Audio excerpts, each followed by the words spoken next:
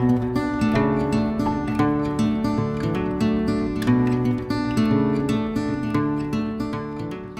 friends, it's Lori with Main Street Gardener. I hope you're doing great. It is a gorgeous Saturday. I'm excited to give you a couple updates and to share something new with you that we've added to the garden. So stay tuned for that.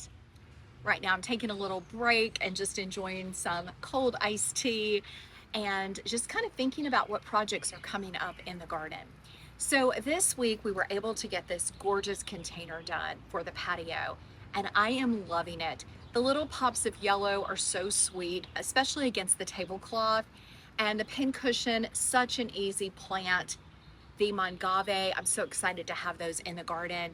And the other containers that I did in that video are just doing fantastic. So be sure to check that one out. I also want to show you an update to the trellis that I trimmed. I trimmed my main trellis back. That was a job, but because of that, the clematis that's on the other side is just taken off. It's gorgeous. So I'm going to show you, give you an update on that today. I have some plants in the main flower beds that are just taking off right now. They're kind of in their own element, and I wanted to give you an update on those. And the two main things I wanted to tell you about today is we finally got the front porch done on our house. So we're in a historic Main Street area, and a couple homes do the traditional kind of holiday, I think they call it batten, kind of the sweep on the front of the house. Kind of looks like a July 4th banner. And so we've done that 2 years and I love it. And I actually found one on sale already at Home Goods and it was just the perfect option. And I think it's that fabric that looks real, it's not cotton. I don't think it'll fade, so I'm hoping I'll be able to use it next year. So we got that hung and then I added some plants to our steps and these are going to be really fun for July. They're easy and I'm going to show you and tell you all about it. So you'll get to see the front porch. It's a small little historic front porch, but I think just adding a few things to it really made a nice big impact. And then I want to show you a new addition to the garden that is not a plant. So stay tuned for that. All right, I think that's going to do it for intro. Let me get started with the walk and talk, and I'm going to give you a lot of these updates. And I hope you've had a great Saturday and have a great weekend. Thanks. So to get started, right next to the patio is this gorgeous white clematis. She is in her 3rd year with me and she has decided to just shine this year. So gorgeous. I layered her with this honeysuckle because she doesn't continue to bloom probably after we get into July. Now the trellis that I trimmed this week, this is the clematis that's on the other side. And now that the clematis has more light, look at how incredible she's doing. She's even reaching the very tippy top of the trellis. I'm really thrilled. She has been with me for 2 years and is just doing gorgeous.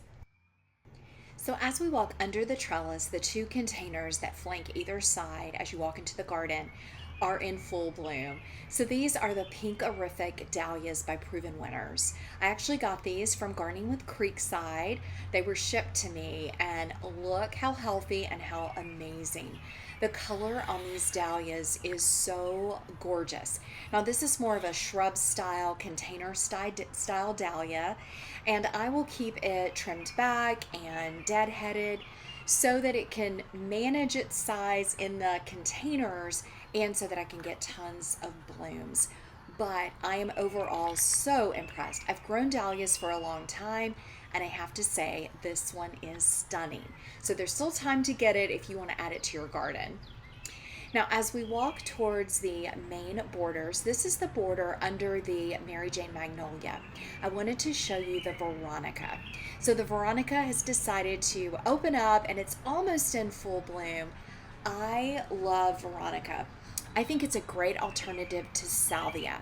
So I have it in this bright pink. You can see all the bumblebees this morning were all over it. Now it's not even at full bloom yet. I have pink, I have purple, and I have some white. I like it because I don't think you have to deadhead it as much as you do salvia. So over time, I am slowly adding more Veronica to my garden because it's amazing. It's a great plant to think and put on your list.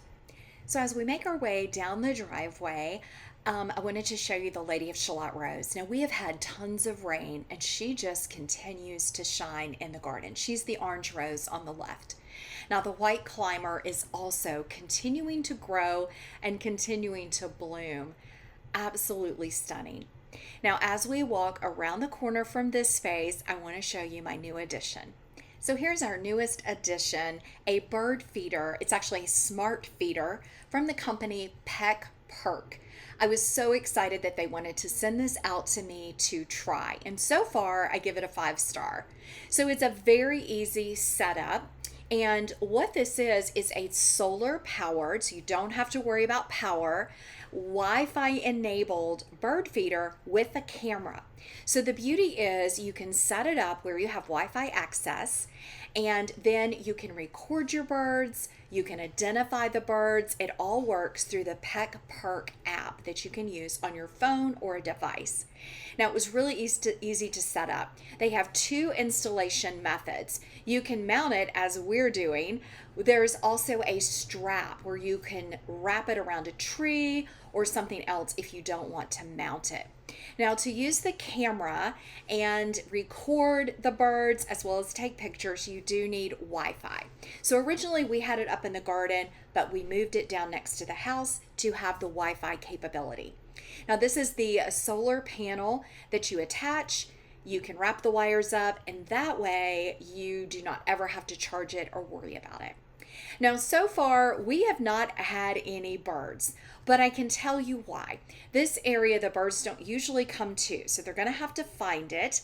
Second, right now, the birds are getting so much from the garden and my neighbor's garden, but I'm going to leave it in this spot through, late fall. See how it does. I can always move it in the winter.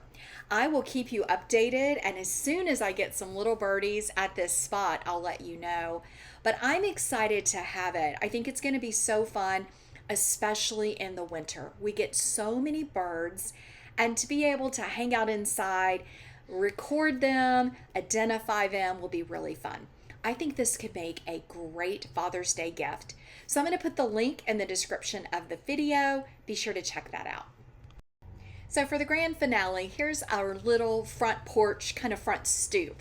So this is the banner that I picked up and the bows at Home Goods. They're so fun. Several of our neighbors do them as well. I have a little basket with some fake hydrangeas in them.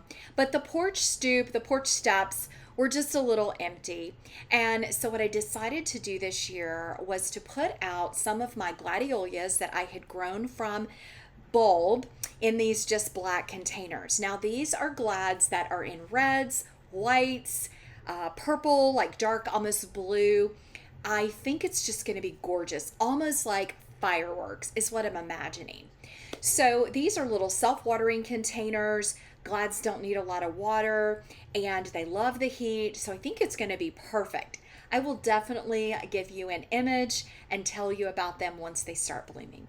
So thanks so much for watching today. Please click subscribe if you're not already a subscriber. Click like, and thank you so much for watching my Saturday Walk and Talk.